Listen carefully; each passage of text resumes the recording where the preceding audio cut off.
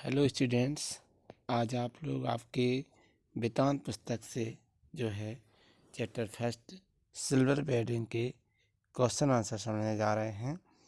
हम आप लोग को एक्सप्लेन करते हैं और आप लोग भी थोड़ी मेहनत करें हिंदी में और अपने क्वेश्चन आंसर लिखें और हमें सेंड करें होमवर्क के रूप में।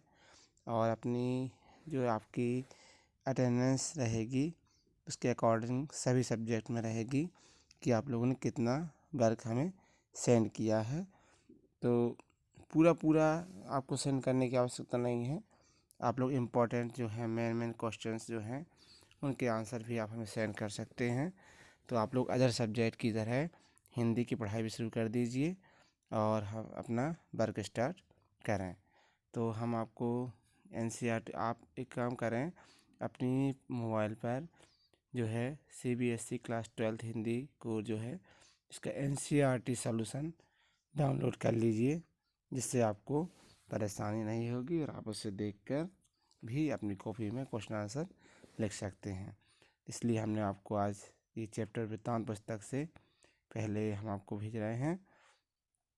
तो वेदांत पुस्तक में हमने जो पढ़ा था चैप्टर सिल्वर बेडिंग, तो इसमें यशोधर बाबू के बारे में बताया गया था।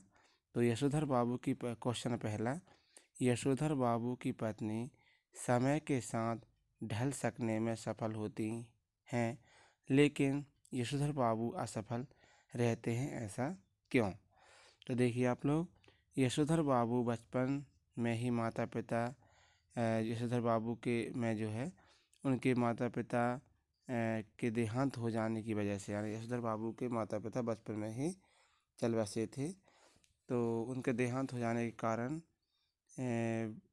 उस वजह से जिम्मेदारियों के बोझ से लद गए थे।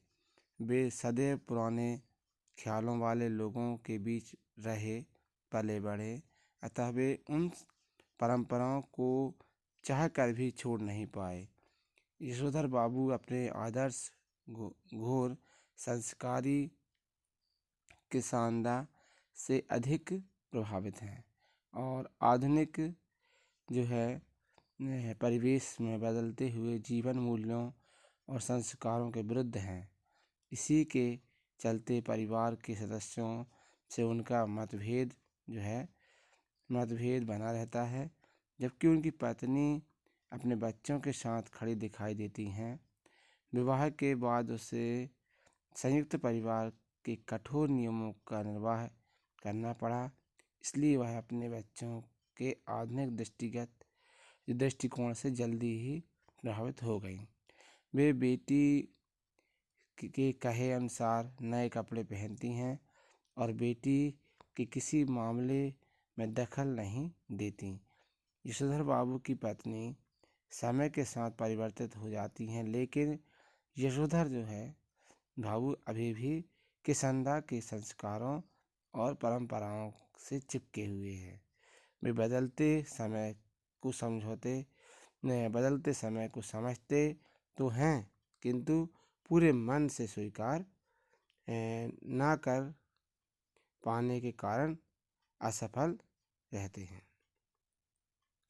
पाठ में जो हुआ होगा वाक्य की आप किसी अर्थ छवियाँ खोज सकते हैं। जो हुआ होगा वाक्य पाठ में पहली बार तब आता है जब यशोधर बाबू किसंदा के जाति भाई से उनकी मृत्यु का कारण पूछते हैं। उत्तर में उन्होंने कहा जो हुआ होगा, यानी पता नहीं। फिर यशोधर बाबू यही विचार करते हैं कि जिनके बाल बच्चे भी नहीं होते, वे व्यक्ति अकेलेपन के कारण स्वस्थ दिखने के बावजूद बीमार से हो जाते हैं और एकाकीपन से उनकी मृत्यु हो जाती है। यह भी कारण हो सकता है कि उन्हें उनकी बिरादरी से घोर उपेक्षा उदासीनता मिली, इस कारण वे दुख से सूख कर मर गए हों। किसंदा की मृत्यु के सही कारणों का पता नहीं चल सका। बस यशोधर बाबू यही सोचते रह गए कि किसंदा की मृत्यु कैसे हुई, जिसका उत्तर किसी के पास नहीं था। तो समहाउ इम्प्रॉपर वाक्यांश का प्रयोग यशोधर बाबू लगभग हर वाक्य के प्रारंभ में तकिया कलाम की तरह करते थे। इस वाक्यांश का उल्लेख व्यक्तित्व और कहानी के कथ्य से क्या संबंध बनता है? यशोधर बाबू लगभग हर वाक्य के प्रारंभ में समहाउ इम्प्रॉपर शब्द का प्रयोग तकिया कलाम की तरह करते थे। उन्हें जो अनुचित लगता वह अचानक यह वाक्य कहते हैं। पाठ में समहाउ इम्प्रॉपर वाक्यांश का प्रयोग निम्नलिखित संदर्भों में हुआ है।